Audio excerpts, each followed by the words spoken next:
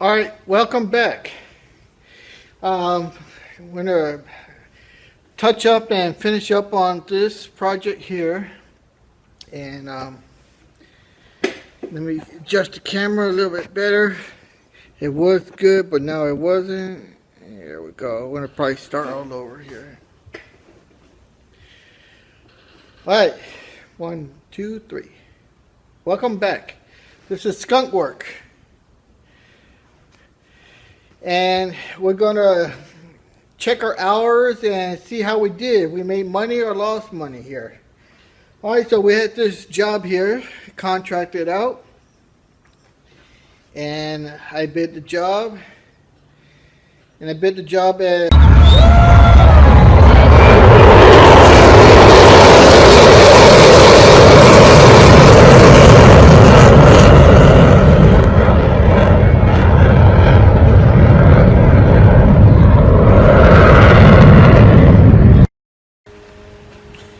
all right. Now I finished the second one. We got it all done. Take a look at it. It's really nice. So now we're gonna put that radius on the other side.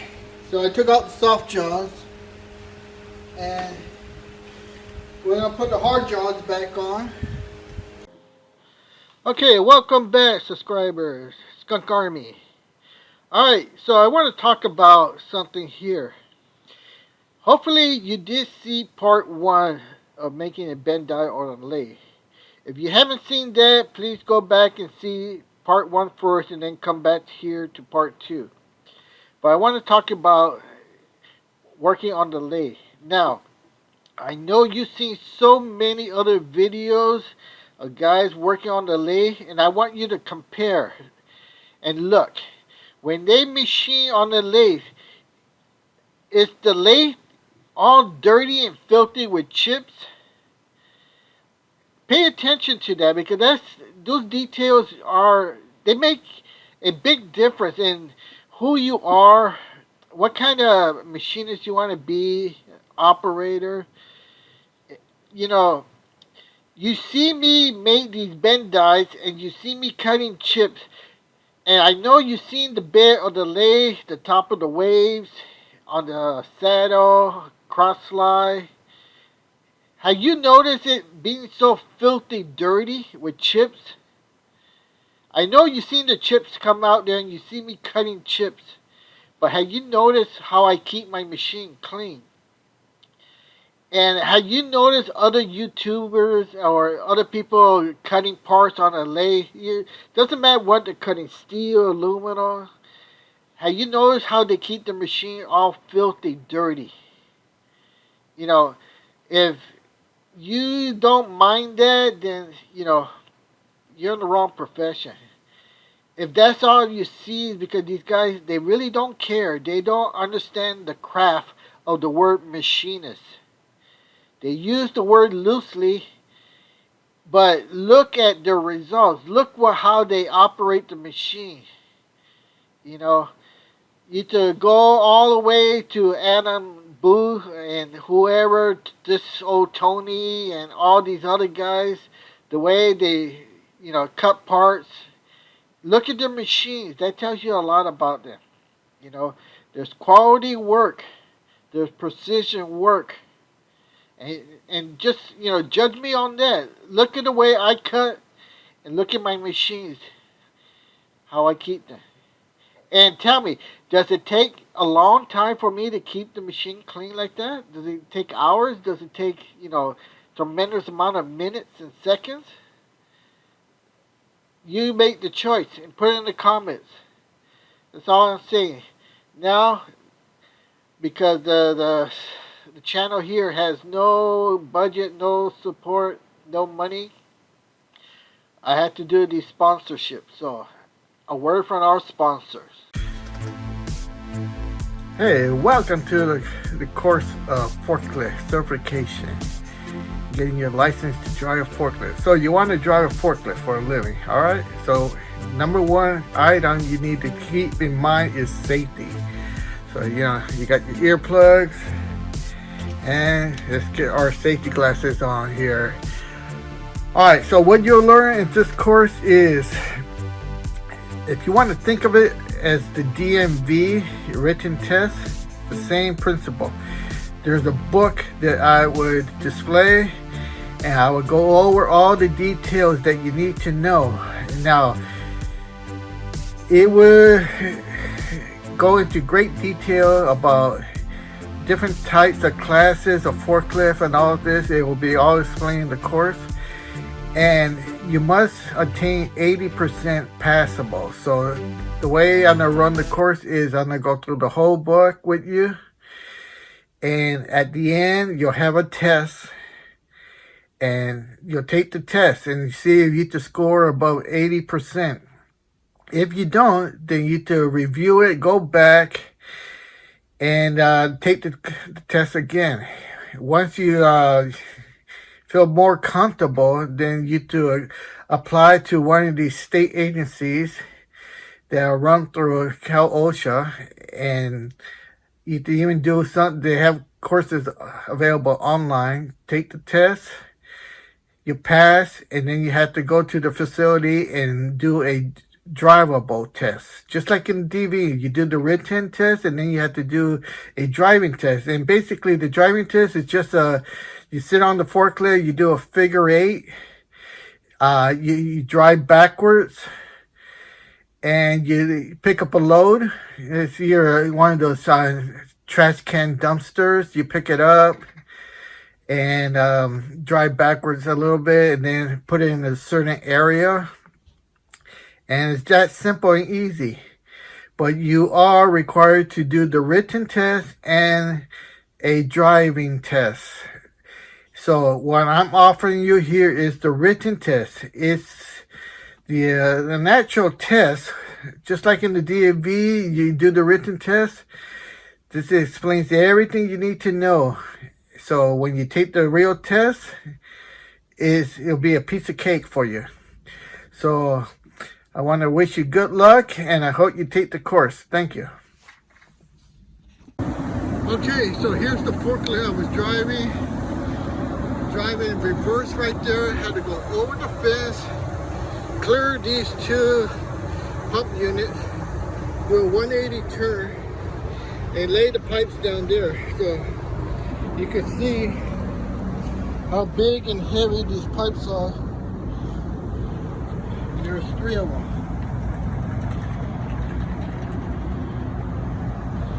And they were stacked on the truck. 2 on the bottom and 1 on top. So this is what the other guy was kind of sketchy, and he was struggling, and that's why I took over on the forklift to lay him down right here. So that's what you do. You don't sit there and watch the guy drop the load. You hop out. Help yourself get the job that you want, driving forklift. This book will help you so much. Get it now on Amazon.com, and you'll be happy you did so. And we'll clamp on the ID right here. That's what we have to make sure it runs concentric.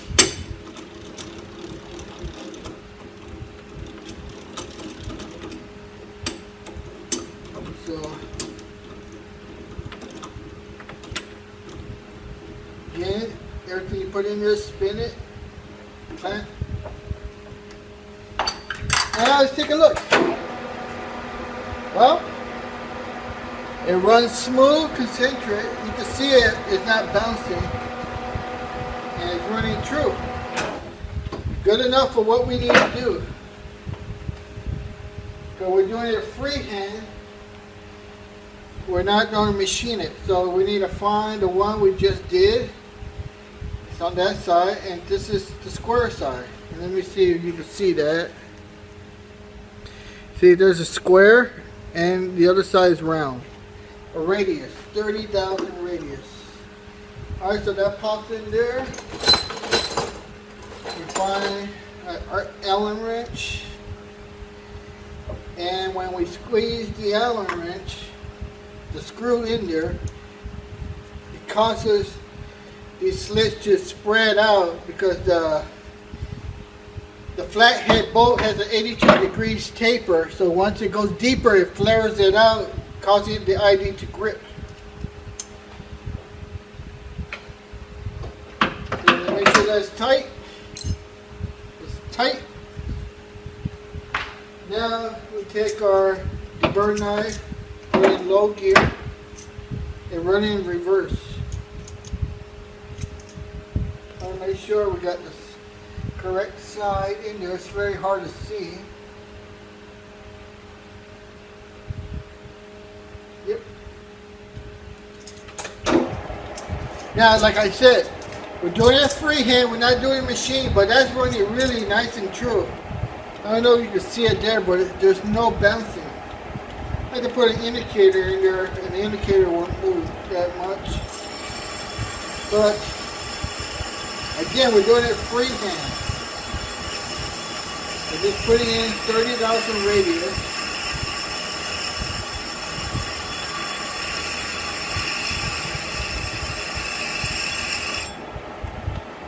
Again, some of you will say, how you know you're putting 30,000 radius? Well, experience. Do it for 25 years, and you too will know how much radius it is.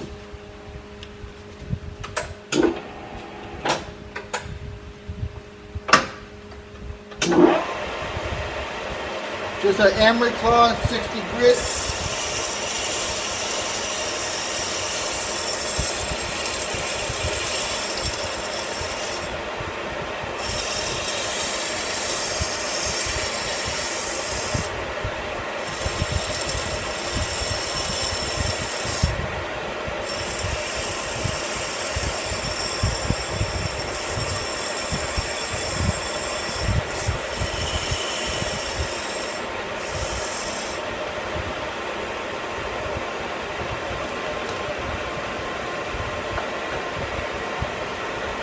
Now we're just using the steel wool you buy in the industrial store, but the green stuff you buy in any supermarket.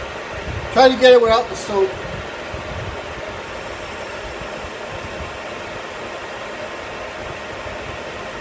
Just an emery pad.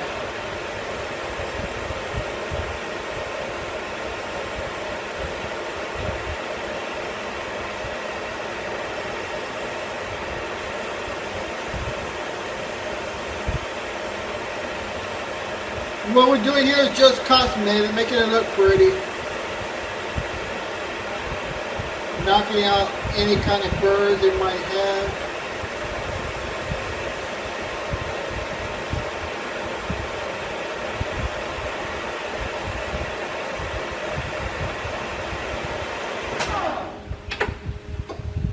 And there. Just like that, it is done. Got one more to do. I'll show you this one. Low gear. Oh, loosen that. Comes right off.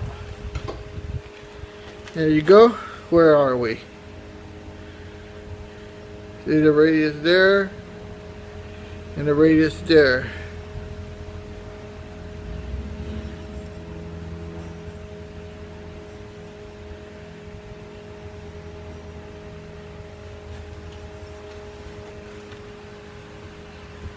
Alright, we got one more to do. I have to fill the square on that side and the round on this side, so that goes in there. Make sure it's nice and flat. Tighten the Allen wrench, step on the brake. Lift that up. Alright.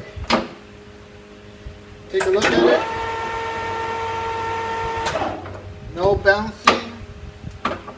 Put in low gear, get our burr knife, reverse. Now reverse, I mean we're cutting it counterclockwise. So when I put the blade there, part's going into the blade. If I do it forward, I would have to hold it upside down below center line so it comes that way. This is the safety feature. You see my hands are nowhere near the chuck. And I can see what I'm doing. Very important to see what you're doing.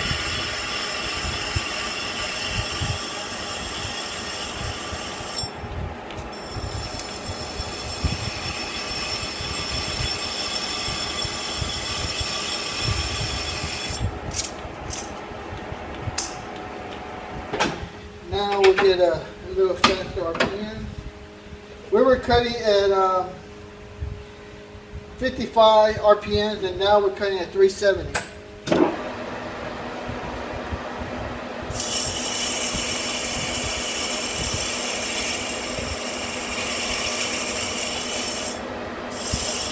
Yes, it does get hot, but you just gotta get used to it. Do the job.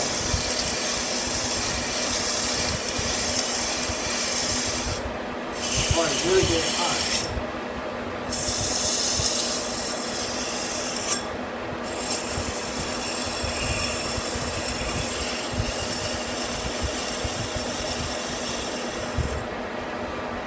All right, now polish it in there.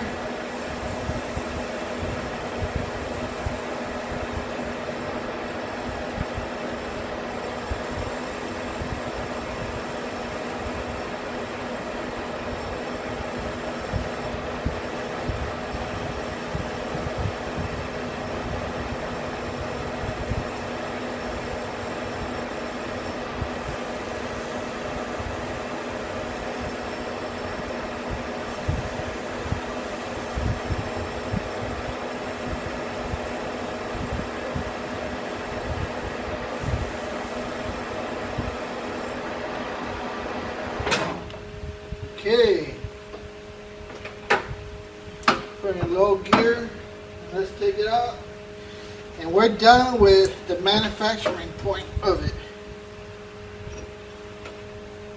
All right, here we go. It's all done.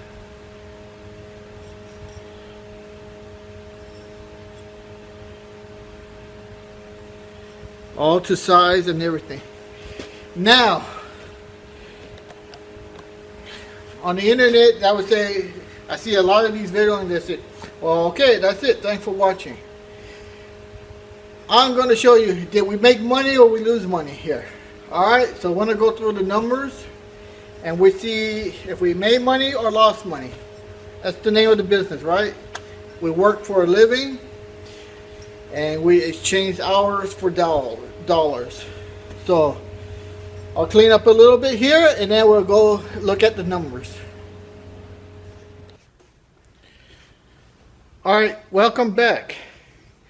I'm going to touch up and finish up on this project here, and let me adjust the camera a little bit better. It was good, but now it wasn't. There we go. I'm going to probably start all over here. Alright, 1, 2, 3. Welcome back. This is skunk work. And we're going to check our hours and see how we did. We made money or lost money here. Alright, so we had this job here, contracted out. And I bid the job. And I bid the job at $198 each. And now on this particular job, the customer wanted to supply material. So material was free. There's no cost for material.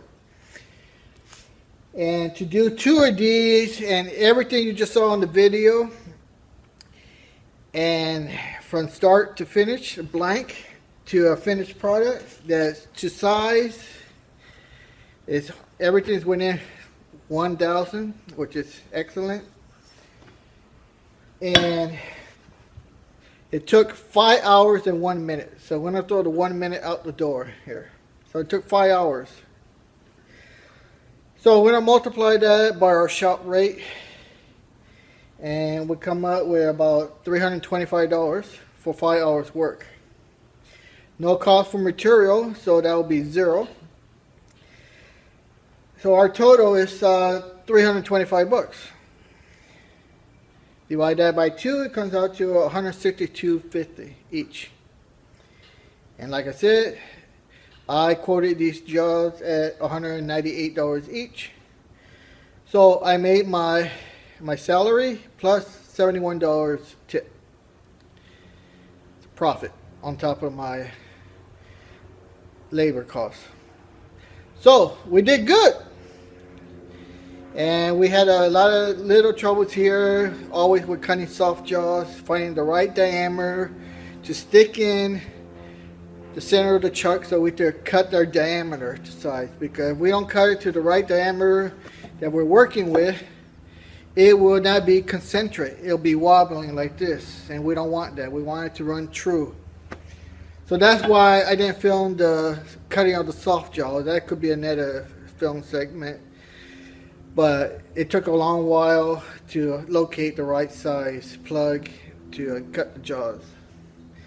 But we did good, and that's what counts. That's what keeps you in business. So, you got any questions? Send me your comments, good or bad. Subscribe to my channel here. Like I said, skunk work. And we're going to be doing a lot more projects. And I like to do some of your projects too, because there's a lot of inventors out there who can't find a machine shop they can trust and do their work for them. And we're right here at Skunk Work. Alright. Subscribe to my channel.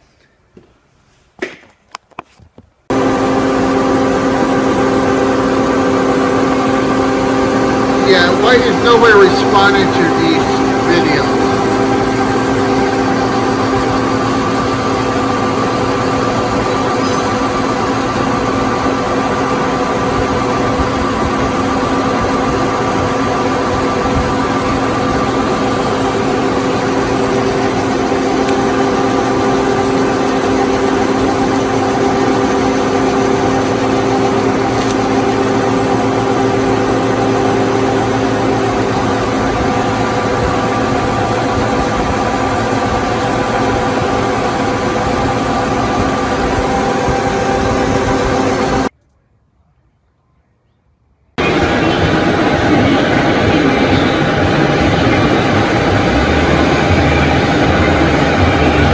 When you hand grind your tools and you get a good chip, good finish, you know you've done a good job.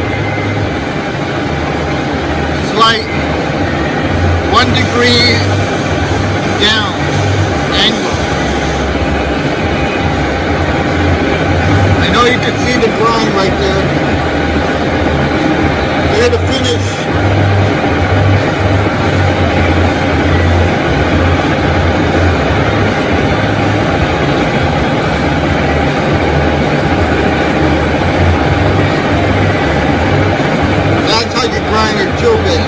That's high-speed steel.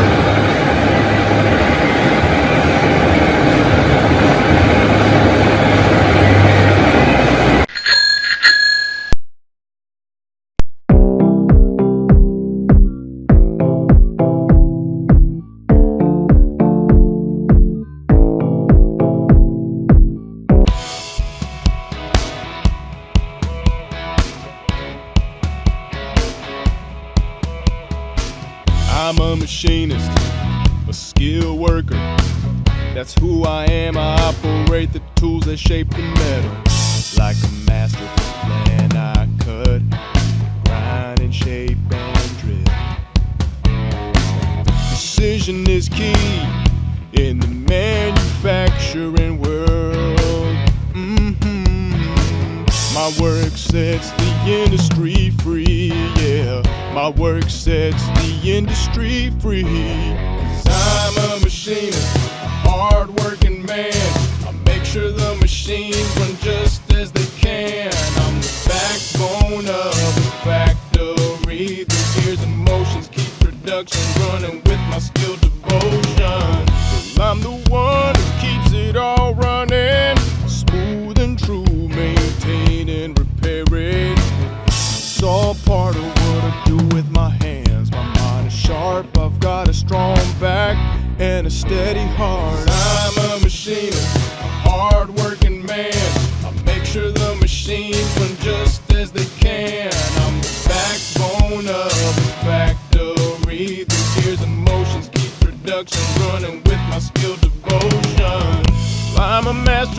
my trade. I work through the night if that's what it takes. Get the job done, I'm the one who makes the parts right. I'm a machinist and I do it with pride. I'm a machinist, a hard-working man. I make sure the machines run just as they can. I'm the backbone of the factory. The gears and motions keep production running with my skilled devotion. I may not be a singer or a star, but I'm a machinist.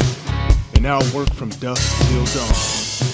I'll keep the machines running and the factory humming, 'cause that's what a machinist does. And I'm proud of what I become.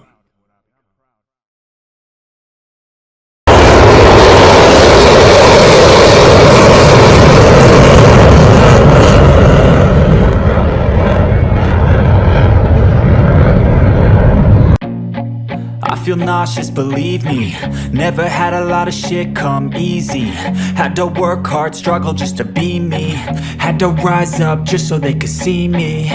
Did what I had to do just to feed me, and what was left over I put towards my dreaming.